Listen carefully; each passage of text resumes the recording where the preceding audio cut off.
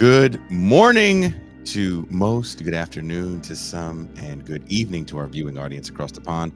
My name is Jason Miles, and welcome to another episode of This is Revolution Podcast.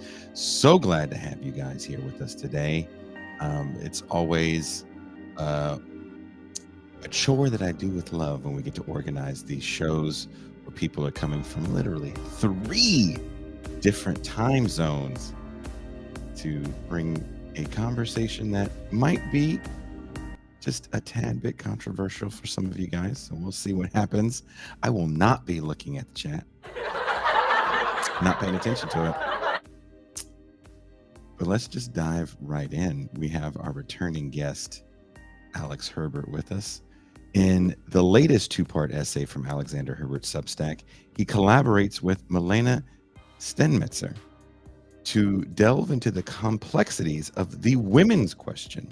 The essay seeks to differentiate between liberal feminism, which has become somewhat orthodox in the United States, and Marxist or materialist feminism.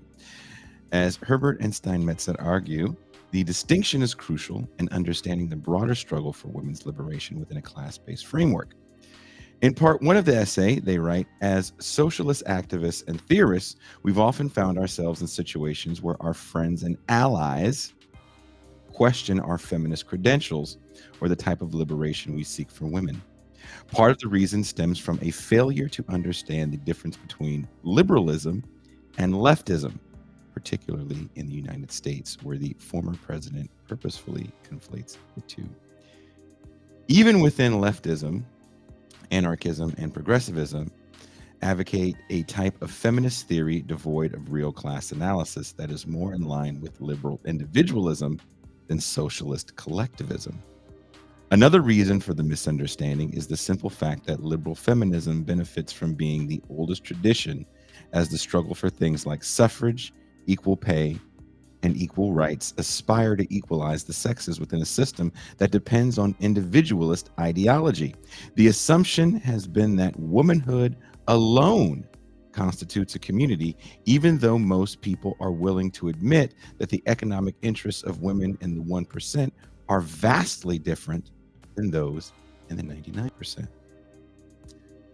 This essay comes at a crucial time, especially as we approach the November presidential election, where identity politics will be on full display with Kamala Harris challenging Donald Trump. The discussion of feminist theory is more relevant than ever, especially when considering figures like Sheryl Sandberg, whose lean-in feminism epitomizes the liberal model that Herbert and Steinmetzer critique. Please welcome, coming all the way live from the great Northeast, my friend, Alexander Herbert.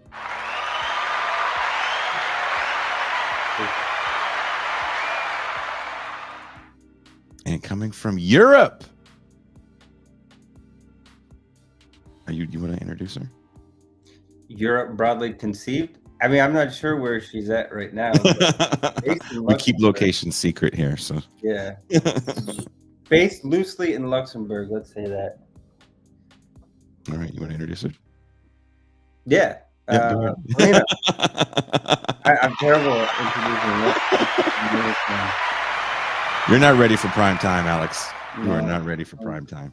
I'm in Belgium right now. Okay. I told you loosely Luxembourg. Yeah. Loose. So, but you're doing an event right now. Did you want to talk a little bit about the event you're working at? Yeah, I'm participating in. It's called Manifiesta, and it's a festival. So I don't know if it's in the US. It's the same, but in Europe, most of the communist parties during the summer. There's different festivals of all the communist parties in the different locations, the different countries. So there's like the most known one is in France, L'Humanité. Then you have, here in Belgium, you have Manifiesta. You have in Portugal, it's a very known one as well, it's a Festa do Vento. Even in Luxembourg, our Communist Party, they also organize this. And so it's the different weekends in the beginning of summer and at the end of summer that almost every weekend you could go to some festival. And it's always with music, of course. And then there's political debates. There's like different information stands, and you can buy books. I have bought some cool books just now, and food, drinks, all of that. And so I'm right now at Manifiesta in Belgium, and at the Belgian coast. And from the union, we have a stand there. And tomorrow there's also a debate on industry workers and with Sean Fain, who is going to be there as well. And so I'm really excited about participating in that talk. We don't have anything like that here. We have the opposite, which is the celebration of capitalism in a union-free environment called Coachella. Coachella, yeah. That's true. I can't think of anything that would be even near that. Can you, Alex? No, I mean, like on May Day, there are like small organizations that do something, but it's not nearly the same. Union density in the United States. The one in Portugal, I really recommend going, because it's in this kind of park, and it's the whole park is like the party owns the park, and so the whole year round they are preparing for the festival. So the whole year round, the youth organization, especially from the party, they like make huge designs on so it's super nice, and it's always it always celebrates also the cultures of the different places around in the country. So you have like stands from the different local sections and stuff. It's really nice with food from the different Right now you're just showing off because we don't no, I'm just saying, like, whenever you're in I think the one in it's the same weekend. It's the same, like in Portugal, it's the same weekend. It's also this weekend. So it's always like the first weekend, second weekend, third weekend of September. So whenever you can plan a trip to Europe in that period, it's nice to go to Portugal. You need to work for their tourism board, because you're causing a mass exodus. Europe got that real communist party. So you can walk around Lisbon and you see it everywhere. It's great. Depressing if you're American, but great if you're just a... You said depressing if you're an American? Yeah, because you communists have all the fun. Yeah, I want to live here. But maybe we should move more of these self-proclaimed American communists to see people actually having fun, and then they can calm down a little bit. Good point. Mr. Herbert, what prompted you? Dr. Herbert. Oh, shit.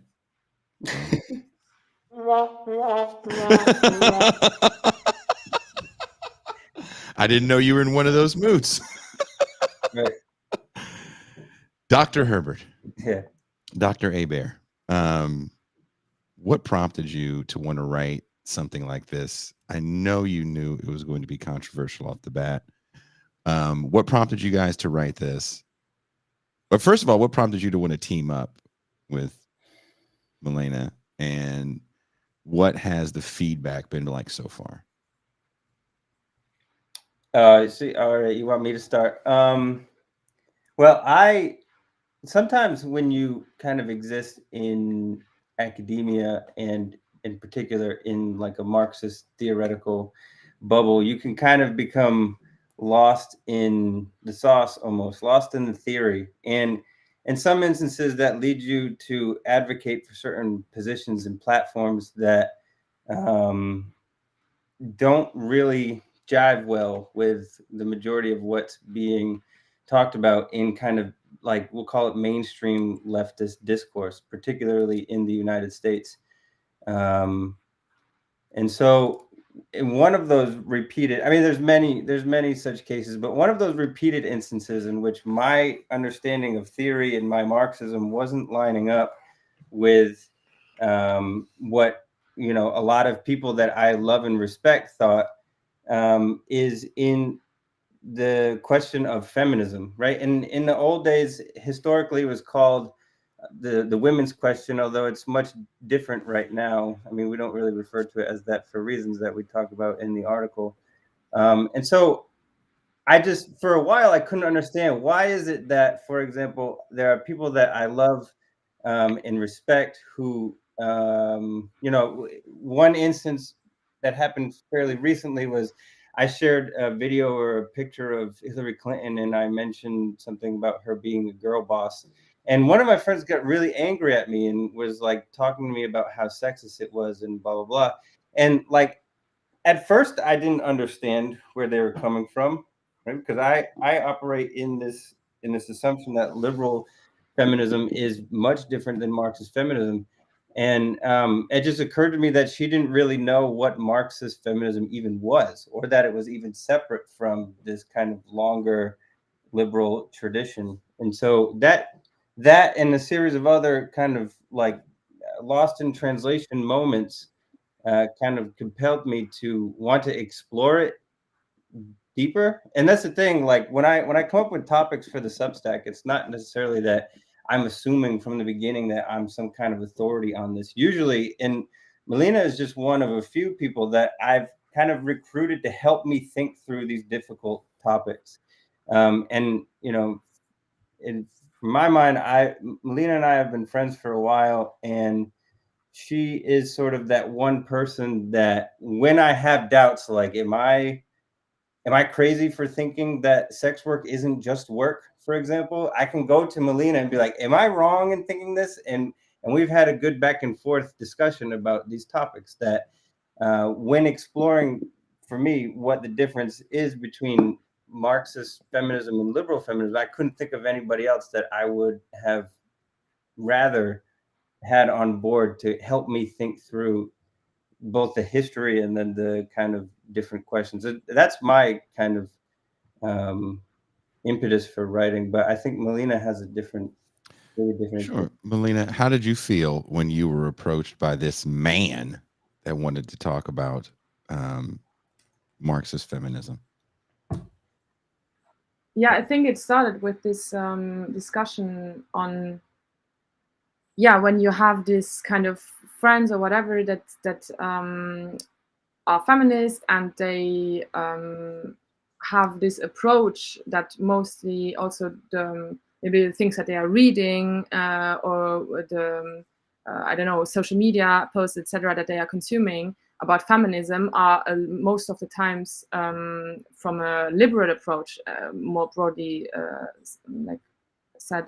Then it's sometimes it's hard to have, as for example Alex said, especially kind of these controversial feminist topics where there are different approaches in feminism, or like different positions in feminism, to not be so taken back from someone that is leftist and has a different position on certain topics, because we are Marxists and we approach it from this point of view, and we can maybe have to certain topics we have maybe the same position as a radical feminist, but out of a different analysis. And so it's that's how it started, that we were discussing these kind of things more or less regularly, and then at some point we were discussing this kind of categorization, and for me this was the categorization that for me in my head makes the most sense. And I think it helped Alex in this instance of the girl boss thing, being able to explain why we can criticize this girl boss feminism without it being anti-feminist to do so. You guys really hate girl bosses. Just okay, I hate girl bosses. What are the key differences between liberal feminism and what you guys call materialist feminism, and why do these differences matter in the broader struggle for women's liberation? This will be a two-part question. And how does liberal feminism align with individualist ideology? And what are the limitations of this approach in achieving true bless you, equality?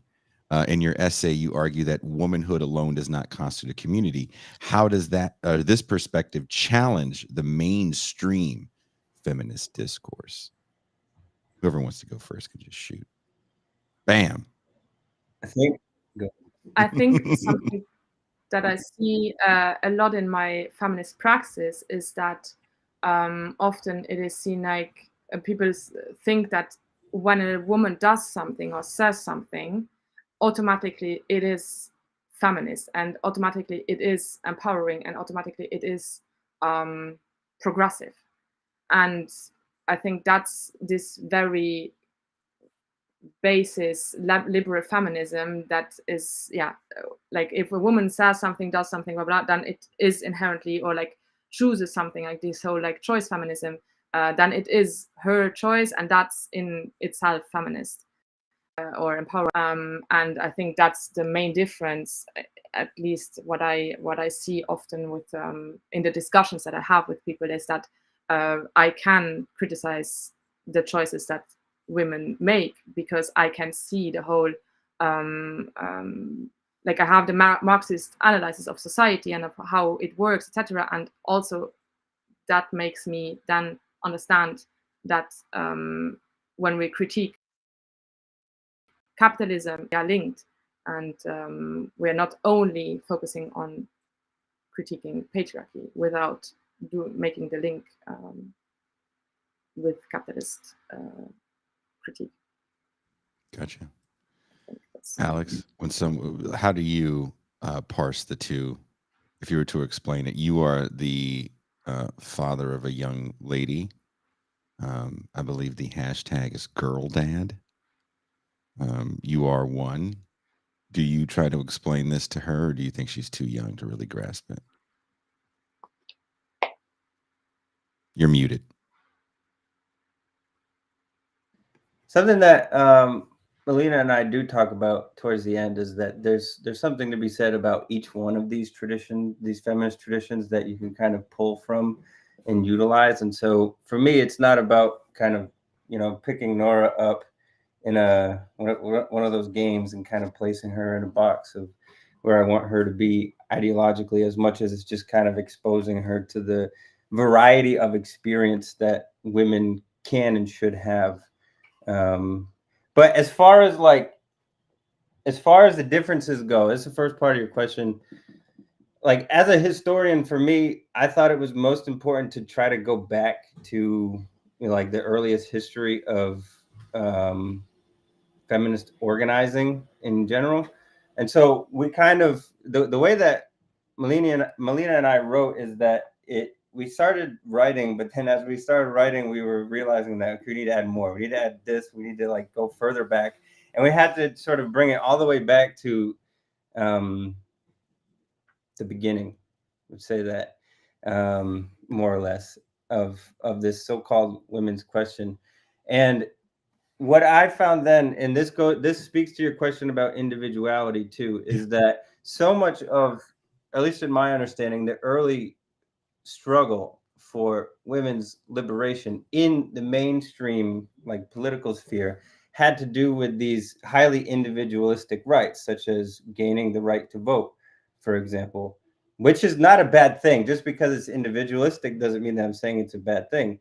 But so much of the movement was sort of carved around that questions like the right to vote, or the right to work and stuff like that, or like labor conditions, et cetera, et cetera. And that it wasn't until the socialist, we'll call it, I don't know, we'll call it the socialist movement. I mean, Engels wrote about it pretty early on in the 19th century, but it's kind of really worked out in the beginning of the 20th century. The fact that the oppression of women is tied to, and the reason why women do occupy this kind of subservient social role is because their oppression is tied to the ways in which capitalism functions. And that capitalism cannot function, for example, unless women play the primarily reproductive role, unless there is a person that is like in charge of the domestic sphere, right? And part of the history of the family, at least in the West, is tied to the history of capitalism, which by nature means, according to the socialists, that women occupy a certain place in that bigger structure. And so you can argue about, the right to vote or anything like that, but It's kind of just putting a band-aid on a bigger problem. Is that arguing for your social status in capitalism, in your guys' opinion?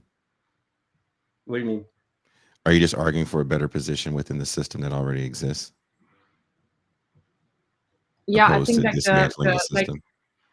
in the article we make this distinction between 3 different forms of what we call liberal feminism, and I think especially like the first one that we called the liberal feminism or the neoliberal feminism, or like you can even say bourgeois feminism.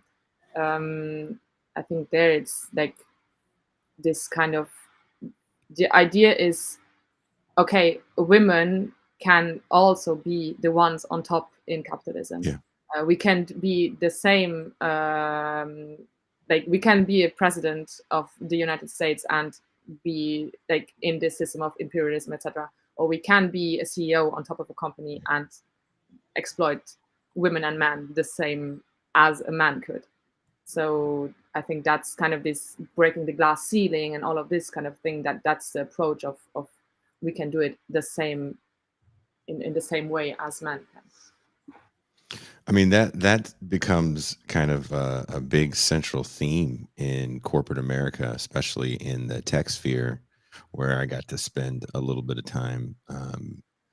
That kind of lean in feminism that became so big in the, what would you say, like the 2010s, maybe even the late aughts,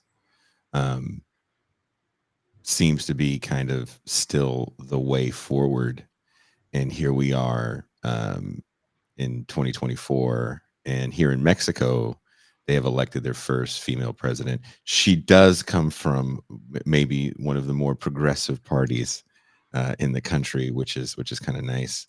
But on the flip side, on the other side of the imaginary line from which I live, there could possibly be an intersectional president, in the sense of Kamala Harris being of mixed ethnicity, Indian and Black, and also a woman.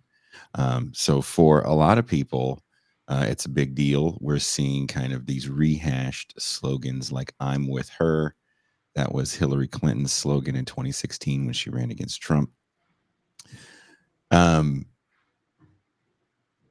Was that maybe a little part of your impetus, Alex, when you saw all the identity politic hype around this election, to tackle this question?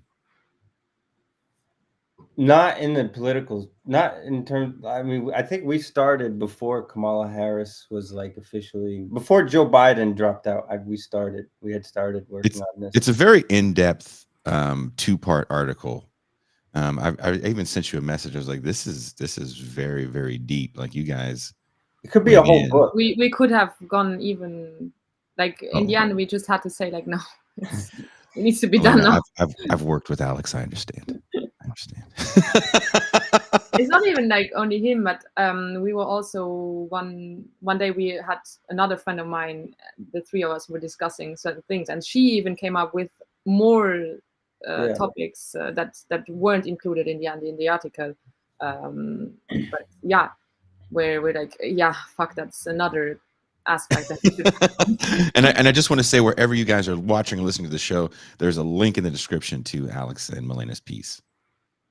I do want to say, kind of going back to, so we did start before Joe Biden had dropped out. So Kamala Harris's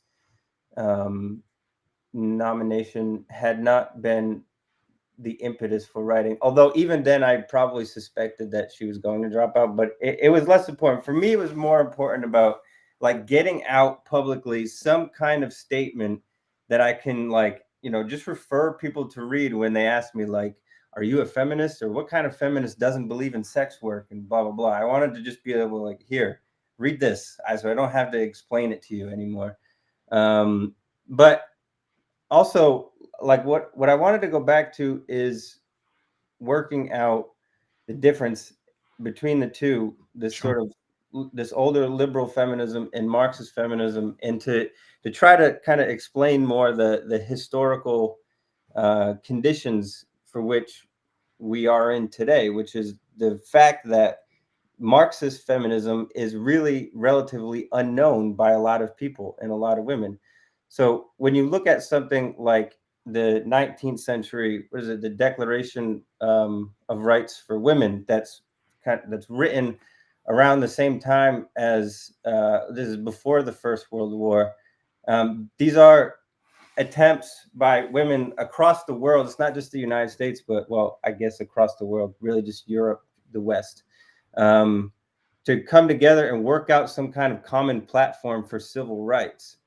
And that's kind of the main impetus behind what they do, but they don't really get civil rights until around the First World War. And there's reasons for that, because women go into the workforce and they start participating in the market in ways that they hadn't really done before, which means that for politicians, they're a potential voting bloc, especially in light of the threat that socialism is posing to this kind of liberal order that's emerging at the same time within Europe. The late 19th century, right before the First World War, is sort of like the height of liberal capitalism. It's the Gilded Age, as we call it in the United States. And these people need a voting bloc, and they want one that they think can be relatively sympathetic to them, that they think, okay, if we give women the right to vote, for example, then they won't vote socialist. They'll trust us. They won't be pro-socialist. And it doesn't quite work out that way, because the Soviet Union becomes a thing. And one of the first acts of the Soviet Union is all sorts of different progressive pro-woman legislation, such as, allowing women a right to divorce when she wants to, giving women the right to vote, having them as sitting representatives in certain government offices, allowing women to get abortions when they want to, et cetera, et cetera. And so the Soviet Union becomes kind of the hub of this Marxist feminism. And I think that that's what positions us into the time where we're at now, where that form of feminism, which is tied to understandings of the market and the history of capitalism, is really shoved down in favor of this more individualistic approach, which is about, breaking the glass ceiling and all these things that we're talking about.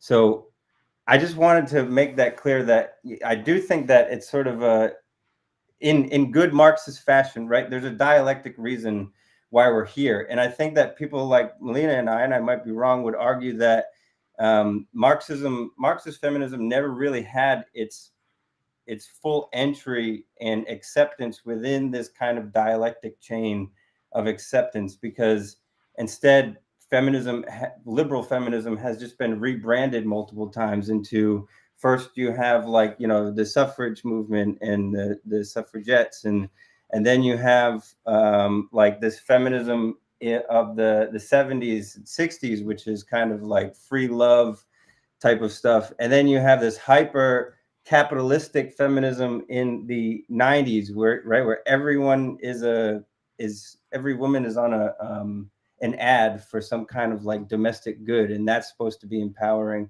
And then you have debates between the kind of flowering of new identities. We'll call them new identities. They're not new identities, but the flowering of identity politics in conflict with this old feminism, that all of it is still very inherently individualistic. And one argument that we made in the article, I think that I think rings true, is that when we talk about intersectionality, intersectionality definitely is a real thing. But what it also is to me is a whole bunch of people who have believed in identity politics for so long as the supreme form of political affiliation, finally realizing that, well, actually, intersectionally speaking, I have more in common with a lower income Black woman than I do with Jeff Bezos, right? Even though Jeff Bezos and I are the same skin color, it's political economy that kind of dictates those similarities more than anything else. And so I guess our purpose has been to kind of trying to wrestle this Marxist feminism back up. And as Milena said, we were in conversation with another friend of ours who had a lot more to add. And so we don't feel like that we have the final say on this by any means, but at least we want to kind of bring it back into conversation. Yeah, I think when you say there's this whole the liberal feminism evolved in these different other forms of feminism, I think what is important is that the Marxist feminist approach was always there also along with it. There was Marxist feminist approaches through all of these stages of the liberal feminism. But one thing, I think we didn't put it in the article, but I think what is super interesting is that in the beginning of this feminist movement with the suffragettes, etc., the word feminism was used by the liberal feminists, but the socialist feminists that you call them today, they did not use the word feminist. They were not identifying themselves as feminists. They were socialists. They were like Clara Zetkin, etc. They were not identifying themselves as feminists, even though, then that's the thing with the women's question, they were preoccupied by the women's question, and they were writing about it, they were giving speeches about it, they were organizing themselves in the working class, they were organizing women workers. That like you can see it in different historic events that took place, that the women from the working class were organizing, but they were not doing it under the term feminist or feminism. And so I think maybe that's also where it comes from, that it's not this I don't know, like the 8th of March, like it was the Women's Day itself is a socialist initiative. It comes from the women from the different socialist parties that decided that we need to have a yearly day for the women's question, but it was not a feminist, like it was not under the term feminism that they initiated this. And today the 8th of March is more or maybe recently in the last years it's more again being politicized in a broader way, but for a long time it was really a very liberal feminist day. Like the whole socialist initiative, how it started, it was completely washed out, and I think it's now being again restored and explained also why is it, where does it come from, and this socialist tradition is also why we have a different approach to feminism, etc. You guys mentioned, and if you don't want to talk about this, I totally understand, because it definitely can be a hot button issue for a lot of people, but the whole idea of certain types of work, i.e. sex work. So are you both comfortable? If you don't want to, just say, Jay, the pass. No, I'll get into it. I got nothing to lose. Milena, are you okay with this? Yeah. Okay. I'm not okay, because I don't want to lose. But that's just, I guess that's what I'm signing up for. Now,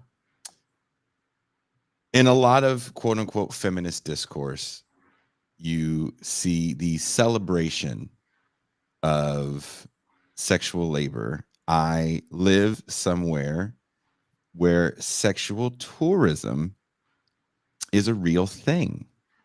Probably about 40 miles north of me is the red light district of Tijuana. And it's a real place where it's legal. And it looks as you would imagine a place like that looks. And it's not the only place in the world. It's not the only place in the Western Hemisphere with these legal red light districts. One thing I don't really see too much in the red light district is feminism, in the sense of there's no I'm with her type ads or any sort of organizing the workers per se. What is your guys' take on that? Because Milena, you are in Europe, another place where there's legal red light districts. Do you want to start this off? Because Alex lives in the US where it's not legal, so it's a little different. It's in Luxembourg. It's not legal, but it's tolerated. Germany has a legal framework for prostitution. So yeah, I'm using the term prostitution or sex trade because I'm not. I don't think the term sex work is something that is. It's for me it's a very liberal approach to call it sex work because it's trying to make it seem as if it's a job like some other job. So that's why I'm using. I believe that term was coined by a female pimp. Exactly. And then in Europe you also have other countries like Sweden, where there's another approach to prostitution, where it is not the being a John is criminalized, but being a prostitute is not criminalized. So that's why a lot of times I think it's a bit this confusion also in this pro-sex work movements is that it's either criminalization of sex workers or legalization, and with that being able to have a safe environment, etc. And I think the approach of the Nordic countries in Europe is something that is more progressive because it is not completely criminalizing the whole thing, and with it also the women doing it, or most of the times women. But it's giving them a framework and also possibilities, because the whole Nordic model is not only criminalization of Johns, but it's also having opportunities to get out of the sex trade, like institutions where you can go and have help, and also having the possibility of having healthcare and all of this. So it's not either or, and I think that's a really important thing also to state, that often the Nordic model is so seen as completely criminalizing the whole thing and putting women in a dark corner even more, and so that's for the European context. So there's different approaches, and I definitely think that the approach about the sex trade of a country is really linked to also then the approach to women in general.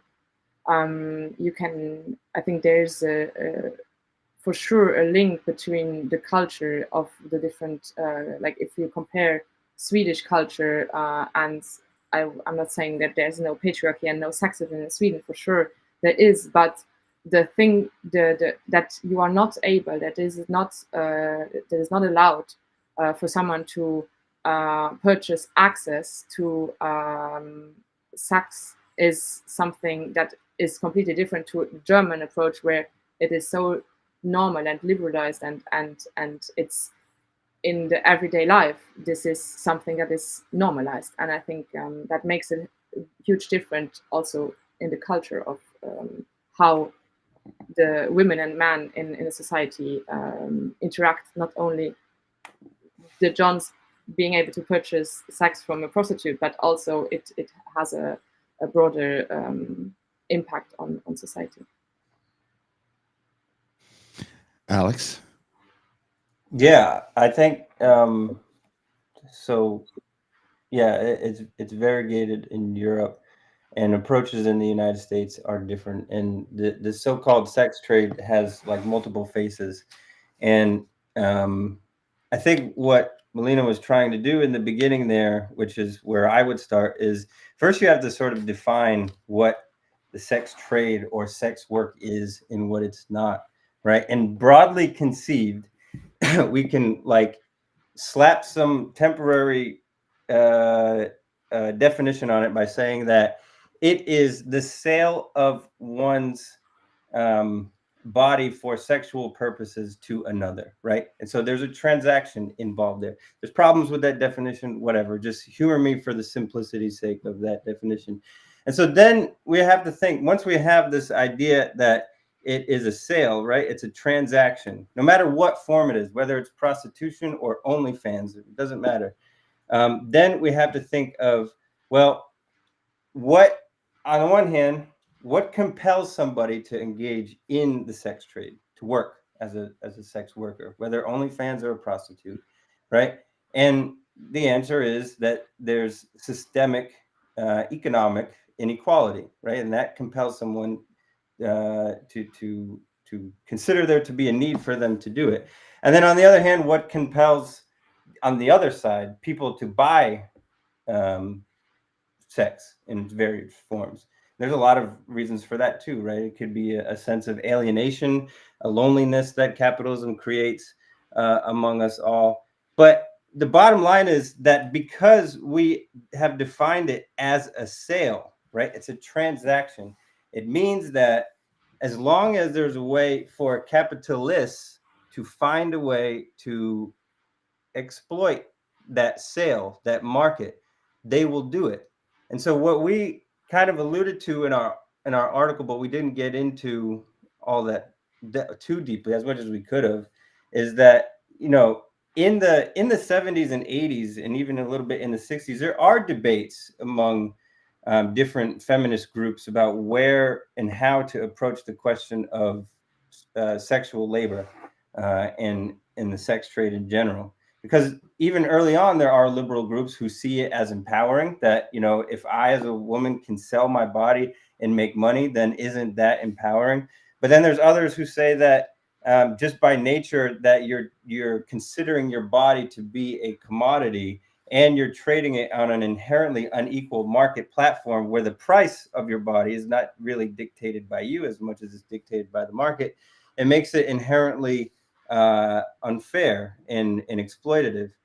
But basically what we got by the 2000s is a kind of like resolution to this debate in the form of that phrase that everybody knows, sex work is work, right? Which was promoted by liberals as a way of trying to like blast empowerment through sex work. And then, you know, it's not a coincidence that at around the same time as that was going on, kind of when we wrote about it extensively, queer feminism really enters into the fold of this discourse as this kind of sex positive conversation. And then you start to see the emergence of all of these platforms like OnlyFans, for example, and Geek Mind is the one that owns Pornhub, I think, where like ostensibly people can feel like, all right, I make my own content, I upload it, and I get paid. And that for the young, mostly young people, I think is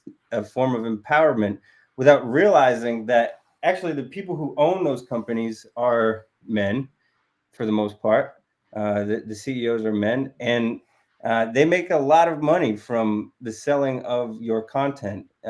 Granted, sure, maybe you make the majority of someone's $5 contribution, but they definitely, you know, enough 10 or 20 cents or whatever added up makes a lot of money. And so the question then becomes, is that really empowering, or are you kind of just perpetuating this system of not just patriarchy, but a sort of social dominance, right, of one class over another? To think that, you know, the creators of OnlyFans, somebody in the comments said that they earned a record 5.3 billion in 2023. To think that, you know, that billion comes from the sale of people who think that by making $100 a month, $200 a month through the sale of their body, that they're empowered, is kind of, it's sort of like, you know, they're wearing some kind of, you know, blinders. They can't really see the fact that it's not really that empowering for you. So what I wanted to say, I guess, is that where there is the possibility for a new market, capitalism will make it work, right? And that's something that we all know and accept. And I think that the sex trade is one of them. And right now there's kind of a working out between, okay, this is true. The sex work and the sex trade is a new market, but we have all these old laws that are in place that feminists of the past have fought hard for to have. And so how do we circumvent that? How do we get over that? Which is why you have this kind of like hodgepodge of systems in Europe, right? Because it's Europeans trying to work out, okay, how do we smooth out this contradiction? And the debate rages on pretty vehemently in the United States about whether or not it should be legal, with, oddly enough, the majority of people, of sex workers, are in favor of legalization, which is just kind of odd. It kind of seems like they've all had the wool pulled over their eyes or whatever. But yeah, that's my view anyway. I think also when you say the majority of them are in favor of legalizing it, it's who, like it was in the question already, like who is organizing sex workers, and who is speaking on the problems that are in the sex trade. And I think there is also a huge divide on who is talking, who is listened to, etc. And often you have women that maybe don't have papers, etc., that are in the sex trade, that of course cannot openly state that they are doing this, and the problems that they have doing it, etc., the violence that they are encountering, because they cannot even go and address this violence that they are facing. So it's a system that is in place and that is hurting women, and it's very violent to them in different ways. And yeah, if we talk about sex work and we see it in the broader sense, and not only talking about prostitution, it's also we can also talk about pornography. If we see what ex porn stars say, it's very shocking to hear what even like porn stars that are very well known and have actually only been active in pornography not that long, a few months, and they are known around the whole world. And what they, even them that are such like porn stars, really, that they are really, really known, even they have faced horrible things during the shoots, and they explain really well as well how you slowly go into it, and you have certain boundaries, certain things that you are willing to do, certain things that you're not willing to do, and how these boundaries are pushed step by step to make you do more crazy stuff and more violent stuff. And how even they are so known, and you would say, oh, they have a whole management, they have people around them to take care of them. No, that it's those people also that push you to step over your boundaries time and time again. And because it is a financial gain for them. If you will perform more violent stuff, then there's more money in that. And so they don't have an interest in making you not cross your boundaries. And so that's like these kind of interviews. I've read some, and then I've watched some videos from some porn stars, that like ex porn stars that have come out publicly and describing what they have been through, and it's shocking to see. And so I cannot really understand how, from a leftist perspective, you would say, okay, that's okay because you consent to doing it. You consent to doing it under financial pressure, under a system that there's people around you that their whole interest is in pushing your boundaries further than that what you are comfortable with. Yeah, I think the danger aspect is kind of, I'm glancing at the chat, but I'm trying not to get too into it. Don't look at the chat. That's where the majority of the debate is, right, about danger. Because I have friends who are sex workers, or friends that have worked in strip clubs and stuff like that, and some of them say I never really felt in danger at all. And that's one aspect, one critique of this entire industry, that, you know, fine, you didn't feel unsafe working at a strip club, but now let's talk about the economic aspect of how this exploitation works, because the danger is true. And if you don't think that the danger is true in pornographic work in general, then think about it this way. Attraction has a shelf life.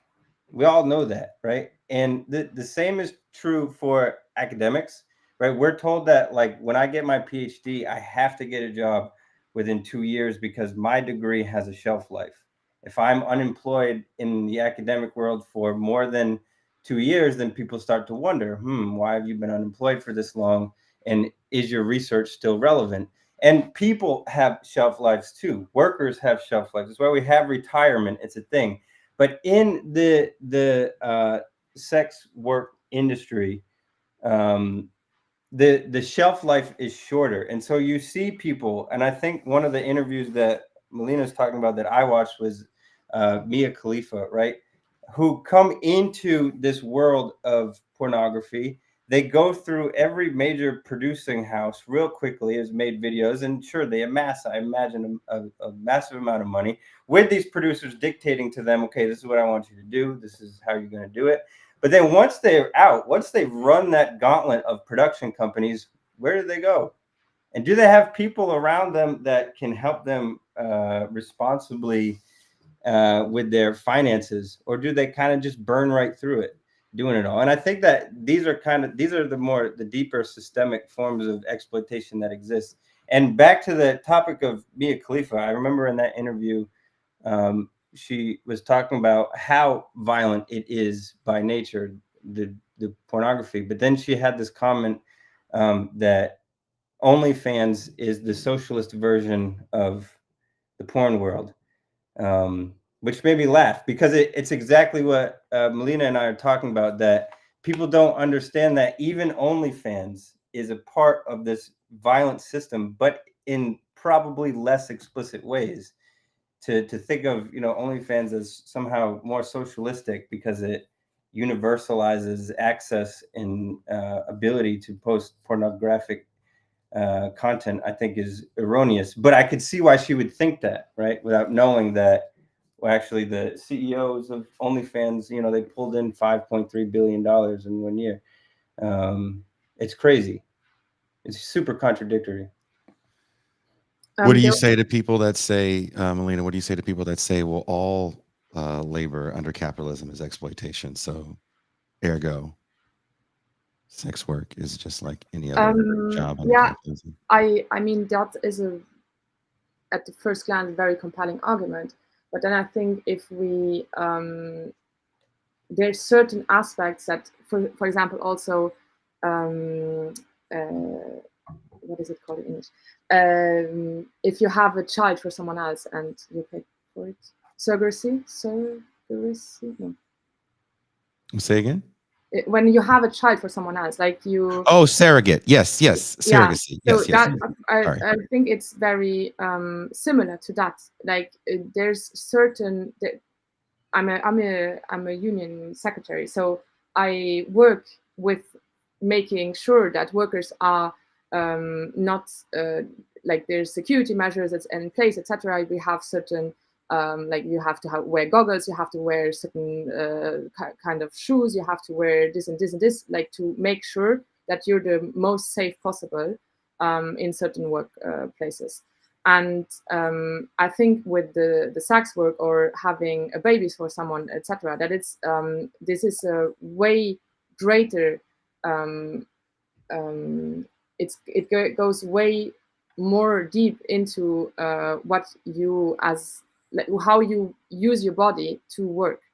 And I think there has to be certain limits to what we are commodifying, how we are commodifying our bodies, etc., our workforce, etc. And I think for me, having a baby for someone and being paid, there's no right to having children if if you have children, okay, but if you're not, you cannot, for example, the Kardashians, etc., that have at some point stopped having their children by themselves, but they are paying other women that are dependent on being paid to have their children. And we know the risks that are pregnancies have, etc., because for example, Kim Kardashian had issues in her pregnancies before, and so she chooses to not put her body through that and to put someone else's body through that.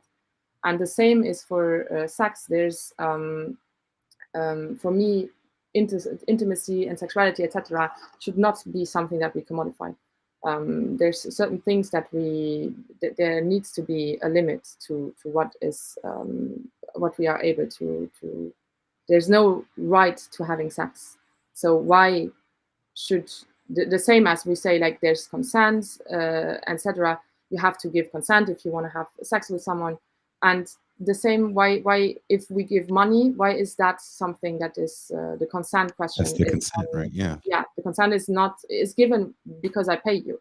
Like that's how is this possible in our minds to make this differentiation when we know that there's the financial initiative is making people give consent like in a way that is coerced. It's coerced consent, and that's not real consent. So I think that's, for me, is the difference. And there was in the chat someone saying that sexuality is fine or something like that, and it's not about sexuality, because this is not sexuality. For me, for example, if we talk about pornography or OnlyFans and all of that, it's totally fine if you want to send nudes to someone that you're into, etc. That, like, people can do that. That's no issue, but it shouldn't be in a commodified way.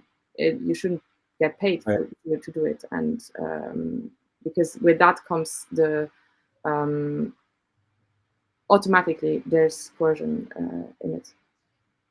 I find that you have to be very careful when you have this conversation, not just, broadly, but even among Marxists, because once you start saying that the consumption of sex content in a market platform makes you indirectly complicit with the perpetuation of the violence of that industry, that people take it very, very personally. And I've had people come after me for just saying, like, hey man, if you watch Pornhub every day, then, well, maybe you should check your mental health a little bit, but also it means that you are complicit in this system to a certain extent. But my caveat is that you don't always know it, and that's true of all capitalism and all markets. Is sometimes we can be duped into consuming this content that we don't even really understand the repercussions of, and I think that that's an important caveat, because I think Milena is right that the difference here is we have to look at the nature of the commodity, right? And selling one's labor in a factory, or as a teacher or whatever, is a lot different than selling one's body. And Milena is right to point out that when money becomes the contract of consent, I think that makes it qualitatively a different form of exchange, right? One that is always exploitative, because it also has to consider the fact that there are certain people in our society who have more access to money than others that can actually buy that stuff. Do you guys want to move on to the next question that had nothing to do with this, or do you want to stay here? Yeah, we can do it. It's just Alex and me, we were also, because we talked about the whole sex part and the whole also the sex wars, etc., that Alex was briefly talking about before. And I think this kind of part of the whole feminist debate and this controversial topic is such a good example on where the lines are between liberal feminism and Marxist feminism. And that's why we were already talking about maybe doing an article together on just that part of the feminist debate, because in this bigger article on it's too broad to be really going into the details of this whole debate. Yeah. Alex? No, I think that's true. The sex industry debate is one that typically incurs the wrath of liberals who think that they are Marxists. I have a lot of friends who they support socialism. They were Bernie Sanders supporters, and they still advocate on behalf of socialistic policies. But when you hit them with the critique of sex work, it's suddenly like, no, my critiques don't apply to that world, right? There's an excuse there.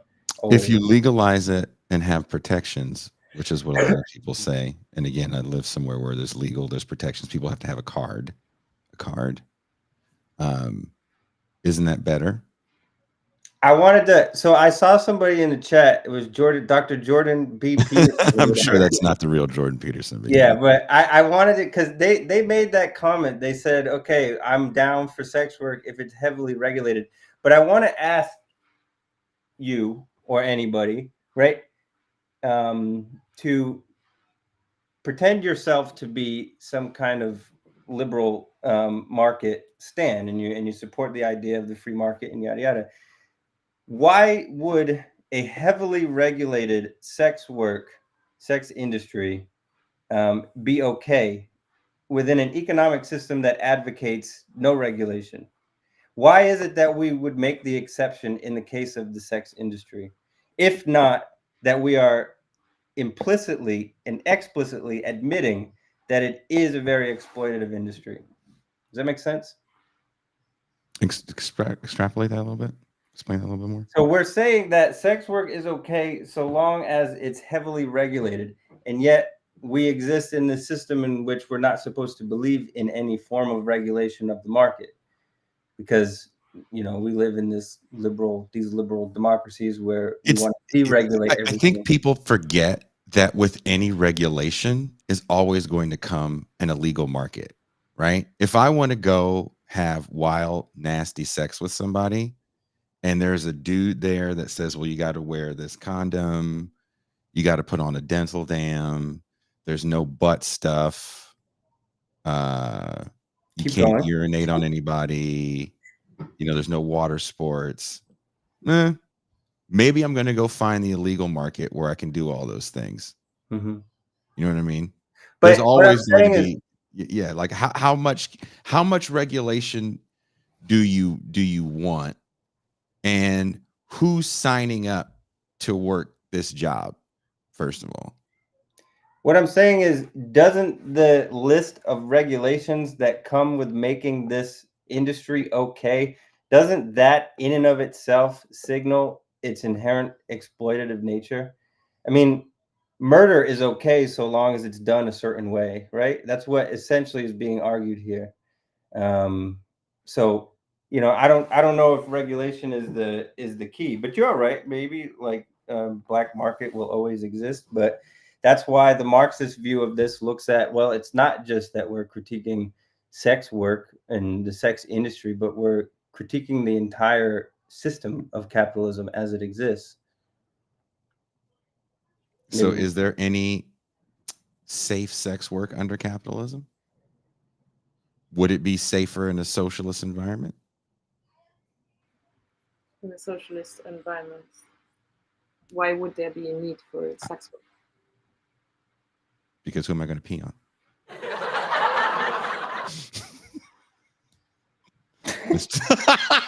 That joke that kind of didn't land there.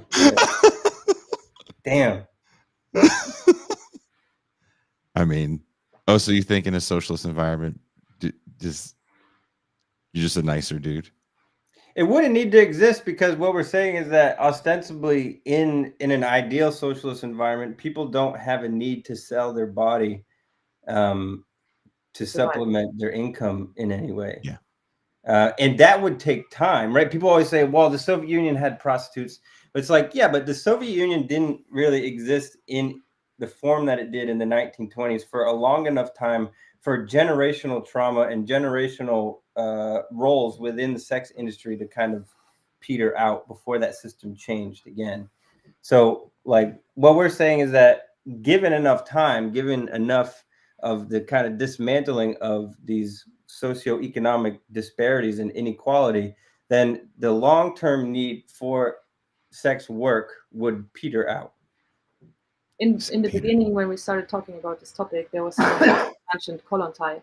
And I think I really love Kollontai. It's I think everybody should read Kollontai. But that's where her argument falls a bit short, because her argument is that, under communism, there is just not going to be any prostitution anymore, but doesn't really explain how we would get there. But yeah, like, it will not magically disappear. Of course, you have to have a transition period, and you have to completely restructure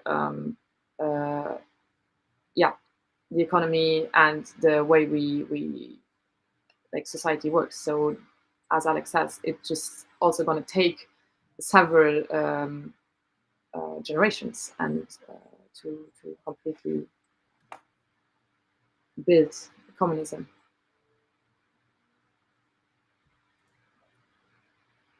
Moving on. I told you this is a touchy subject. It is a very. I knew the the chat has been going crazy. Yeah, the worst was when the first time we had Esperanza Fonseca on the show, who actually worked in sex work for some time, and people were not very nice to her. It was quite eye-opening of the things that people said. Actually, you make a good point, because my assumption here is that most of the people listening are like broadly on the left. And so one thing that I do want to point out is another reason that Milena and I wrote this is because there are a lot, primarily men, that exist in Marxist spaces whose own idea of feminism is either very, very lacking or non-existent, or very liberally informed. And so, like, I have friends who are in communist parties, and they're in Canada, for example, in a club, who are women who are just kind of routinely and kind of aimlessly mistreated or treated differently than the males that are in the club. Or like, they make sexist jokes in their like group chat, and when the women pointed out, like, yo, maybe you shouldn't be making a joke about this, like with 3-4 women here or whatever, they get very, very defensive, right? And so it's part of the reason why I wanted to write this as well, just to show that, like, there are people who are more sensitive to that stuff. And I think that particularly men in Marxist circles can really benefit from learning that there is a deep history here, right? Yeah, also I think it's a subject that is often maybe avoided because it's so controversial. And it's funny because exactly 1 year ago, when I was here at this festival, I was sitting with some comrades, and I hang out with them like several times a week, and they know my position on the whole sex work, prostitution, etc.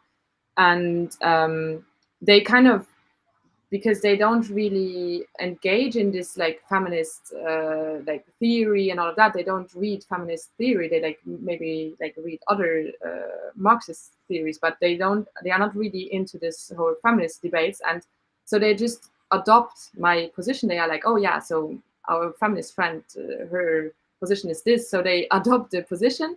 But then there was actually one of them that said, like last year when we were sitting at the table, he was like, but can you explain like why that's the right position, kind of? And then I was like a bit like taken back. I was like, how, like, why do I need to explain this? Like, how, why? And then he was like, no, but really I don't understand. And then with the discussion, I found out that like all the others also, I think they didn't want to like get into the debate or whatever. They were just like, oh, so we know that's your position, and so probably that's the right position. But then I found out like all these communist men that are my comrades, they have not really gotten into the debate and really understood why is it that our position is like that, or like at least my position, and apparently they have adopted is just as, yeah. So I think that's super important, and that's why I'm also happy to be doing this article with a man to show that Marxist man should also be interested in these kind of feminist topics, and especially we should position ourselves in this kind of more debated or heated subjects and take a stand. Yeah, I'm not looking forward to the comments on this one. This is going to be a good one. I know you guys have busy days and you have to go. Do I have you for one last question, or do you have to take off, Alex? No, you're good. You're fine. Why is a class-based analysis crucial in understanding the feminist struggle, particularly in differentiating the needs and interests of women across different socioeconomic strata? How does this materialist feminism address economic disparities between women in the 1% and those in the 99%? How does liberal feminism benefit from its long history, and how has this historical advantage shaped the current feminist landscape? What was the first part of that question? Why is a class-based analysis crucial in understanding the feminist struggle? Okay. Particularly differentiating the needs and interests of women across different socioeconomic strata. Class-based analysis. Why is it important? Yeah. Do you want to start, Milena? You can start. There you go.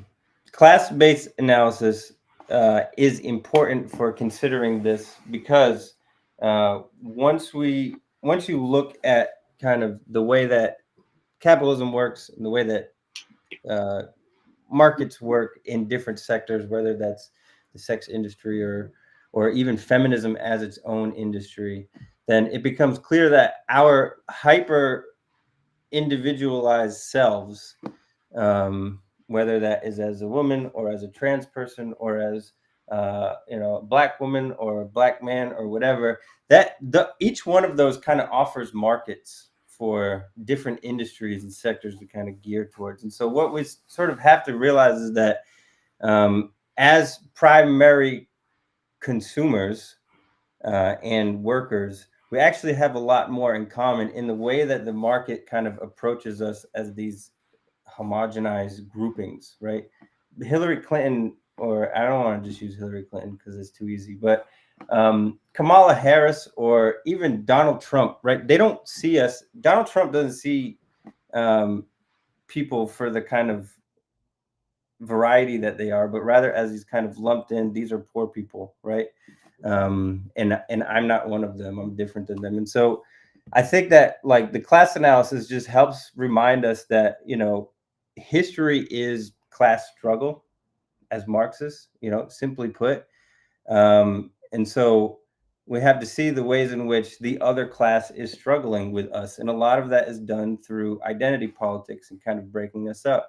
But if we can, in atomizing our different identities, but if we can kind of see the commonality between us all, whether that's me or you, Jason, or even Milena in Europe, then I think it goes a long way in exposing the ways that we are exploited. There's a lot more to it, but I'll stop there. Milena? Yeah, sorry, I just had to run to the bathroom. You came back so swiftly. I was trying to make super quick. Yeah, so I think I'll ask the question again, so you can have a fresh response. Why is a class-based analysis crucial in understanding the feminist struggle, particularly in differentiating the needs and interests of women across different socioeconomic strata? Yeah, I think it's this also like this all the things that Alex said, but also it's also a question of strategy, kind of. If we as because women are half of the population, but if we put ourselves together with men from the working class, then that makes us 99%. And so that's when we have the most power, that we have the like from a union perspective where you organize workers, etc. So it's the same thing. I think if we as women group ourselves in one part and then we struggle against men, and that's our most like the focal point, then that's going to be way like less successful than if we tackle capitalism, because it's so like the patriarchy is so linked to capitalism and how capitalism started, etc. And the women's question is so linked to it, and there's no of course patriarchy could also be there without capitalism, but I think the main thing that we have to tackle first is breaking capitalism, and then we in the same time we also have to struggle against patriarchy, but it's with aligning each other together. And that's, I think, one of my main critiques of queer feminism is that it's breaking us down into more and more and more different categories, and so it gives us even less leverage. So if I don't know, I feel like the last years when I go to Pride, there's not the rainbow flag that is used by everybody, but everybody has their own different flag. And of course there's solidarity and people march together. I think I understand where it's coming from, and I understand that it's important to have this kind of like representation of their identities, etc., and that it's somehow also empowering for people in their everyday life. But I think strategically it's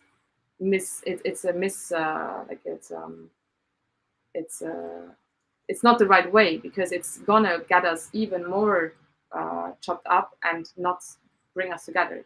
The same with the radical feminism. How it started is that what we lined out in the article, and I think that's extremely important to understand nowadays how radical feminism started, because nowadays with queer feminism being more the mainstream feminism in the left, we have this, we kind of see radical feminists as like the TERFs, the swerves, etc., and they are kind of demonized. But I think it's extremely important to understand how it started, that there was women in the left, etc., that were alienated from the left struggle, from the new left parties, from the communist parties. And the same with lesbian women that were alienated from the gay and lesbian movement. And they put themselves together, and having these like women only spaces at the time was a reaction to not being able to have space in the left and gay liberation movements. And I think that's where it's so important to see this, and not to make the same mistake again, and without only having the binary categories, but having 1,000 categories and being split up even more, and having these kind of inner fights, etc., in the movements based on identities, and start regrouping and saying, okay, like there's we have to have solidarity between all of the different identities, and it's not the sexual identity or the gender identity, etc., that is the main cause of my oppression, but our common oppression is capitalism, and so we have to struggle against this together. And of course there's gonna be points of there's gonna be shitty situations, what you were referring to, Alex, with the Canadian friends, where as a woman in the workers' movement, as a woman in the communist movement, etc., there's moments where I am fighting with my male comrades, or the same for like we have racism, we have sexism, we have transphobia, we have homophobia, etc., in our movements as well. And there's these moments that we have to not give up, and that we have to struggle in our own movements, and we have to confront ourselves to these things. And I think that's my main outlook on the whole thing. Why it's so important that, as from the Marxist perspective, that we hold this working class solidarity and this unity like so high, and that we every day in our work we struggle to overcome this homophobic and all of these kind of things, and it is a thing where it is hurtful and it is hard and it is often a very personal thing, but in the end I think the most important thing is that we group together, and that we are not letting us be divided in all of these kind of different identities, and that we build networks between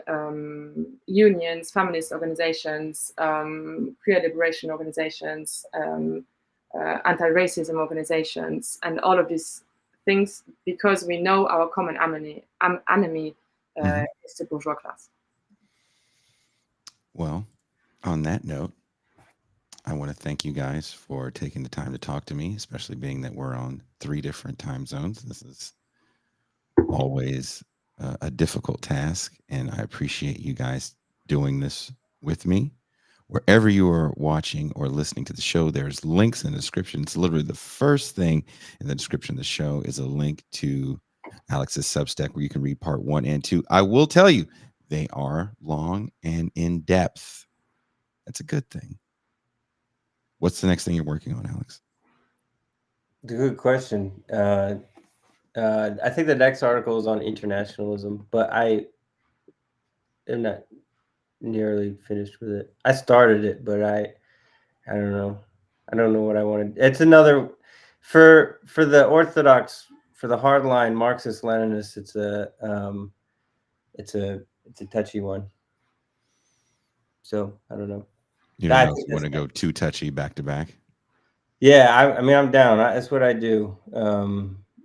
But yeah, I mean, because internationalism has these like Trotskyist connotations, and my point is going to be that I think that's silly. So, yeah. And thank you very much, Sune, who is actually dropping the link in the chat. So check your comments, guys. I'm sure there's going to be some people weighing in on what you wrote. Maybe they'll even read it, because that's the funny part, when people just hope so. The title and they get mad at you. What'd you say? I said it's free. It's not a paid article. It's for free. Because you're a good man. You're a good man, Charlie Brown. I'm a good man. That's right. Thank you, guys. I will be back tomorrow. I'll be doing a show tomorrow with Mac, and I think we're streaming our conversation with Alex Herbert about Brazil tomorrow in the morning as well. I don't remember if I set that up for public or not, but I'll definitely be back tomorrow doing more of this. And Ben Burgess will be back tomorrow as well, doing Philosophy for the People. So there's a lot going on the TIR channel tomorrow. If you have something to say about what was said, definitely drop a comment. Toussaint will read it. Leave me alone. And Alex's email is definitely leave me alone. incel45@hotmail.com. Thank you guys so much, and we are out.